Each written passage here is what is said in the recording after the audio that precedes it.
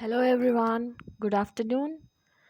మనకు ఫైనలీ మన జడ్జ్మెంట్ వచ్చేసింది 3 ఇయర్స్ ప్రాక్టీస్ గురించి. ఇది మ్యాండేటరీ అయిపోయింది ఇప్పుడైతే. ఇంకా ఏంది ఏం ప్రొసీజర్ అయితే ఈ జడ్జ్మెంట్లో ఏమేం పాయింటర్స్ చెప్పారు, ఏమేమి ఉన్నాయి ఒకసారి నేను మీకు కన్ఫర్మ్ చేసేస్తా.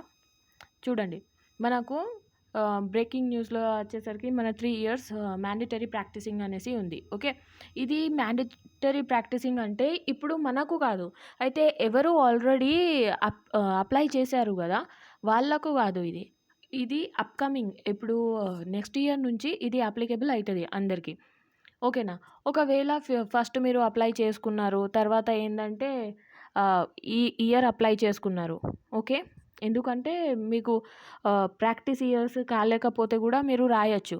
కానీ ఫ్యూచర్లో మీరు ప్రాక్టీసింగ్ 3 ఇయర్స్ మ్యాండేటరీ అయిపోయింది కాబట్టి మీకు ఖచ్చితంగా 3 ఇయర్స్ ఉండాలి. ఓకే, ఇంకా ఏంటంటే ఇప్పుడు ఒకవేళ మీరు ఈ ఇయర్ రాయొచ్చు, లేకపోతే నెక్స్ట్ ఇయర్ మీకు 3 ఇయర్స్ కాకపోతే మీరు ఆగాల్సిందే. ఓకే, ఆ 3 ఇయర్స్ అయిపోయిన తర్వాత ఏం చేయాలి అంటే మీరు ప్రాక్టీసింగ్ సర్టిఫికేట్ తీసుకోవాలి.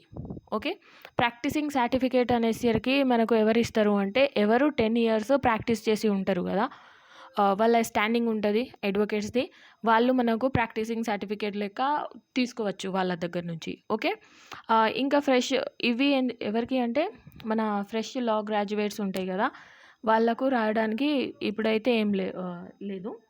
అయితే వాళ్ళు 3 ఇయర్స్ ఖచ్చితంగా చేయాల్సిందే. ఓకే, తర్వాత ఏంటంటే ఇప్పుడు ఈ నోటిఫికేషన్లో అయితే మనకు మ్యాండేటరీ అయిపోయింది 3 ఇయర్స్ ప్రాక్టీస్. ఇంకా ఇక్కడ ఇవి అన్ని స్టేట్కి ఏంటంటే కన్సిడర్ చేశారు. అయితే అన్ని స్టేట్స్ కొన్ని అందులో 2 or 3 ఎక్సెప్షన్స్ ఉన్నాయి, కానీ వేరే స్టేట్స్ అగ్రీ చేసిండ్రు ఈ పాయింట్కి.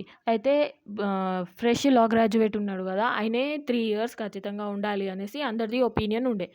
ఓకే, దానికి మన సుప్రీంకోర్టు రూల్ ఇచ్చి జడ్జ్మెంట్ ఇచ్చేసి ఏం చేసింది అంటే మ్యాండేటరీగా చేసేసింది. కానీ ఇక్కడ కొన్ని స్టేట్స్ మనకు అపోజ్ చేశారు అన్నట్టు. ఓకే, ఎవరు అంటే ఇక్కడ చూడండి, ఇక్కడ Sikkim, Chhattisgarh and where high court that have a started that 3 years practice need not be easy restored. అయితే ఈ 3 ఇయర్స్ ప్రాక్టీస్ పెట్టాలి అవసరం లేదు అనేసి మన సిక్కిం అండ్ ఛత్తీస్గఢ్ హైకోర్టు వాళ్ళు చెప్పారు.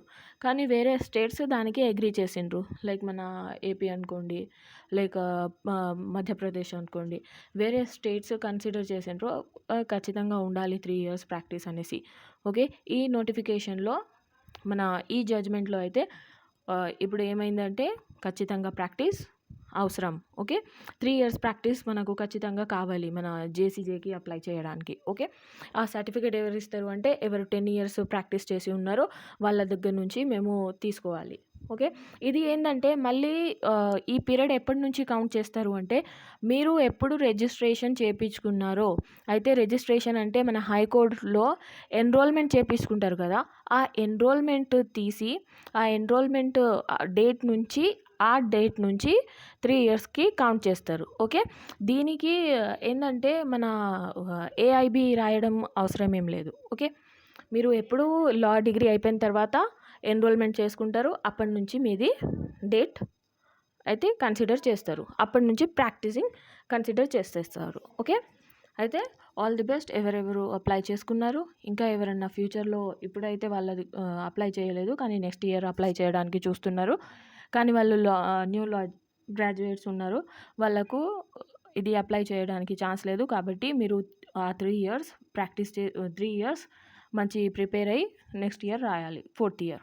Okay, all the best guys, bye, take care. And ఇలాంటి ఇన్ఫర్మేషన్స్ కోసం ఫాలో చేయండి, లైక్ చేయండి, సబ్స్క్రైబ్ చేయండి. Bye, take care, see yeah.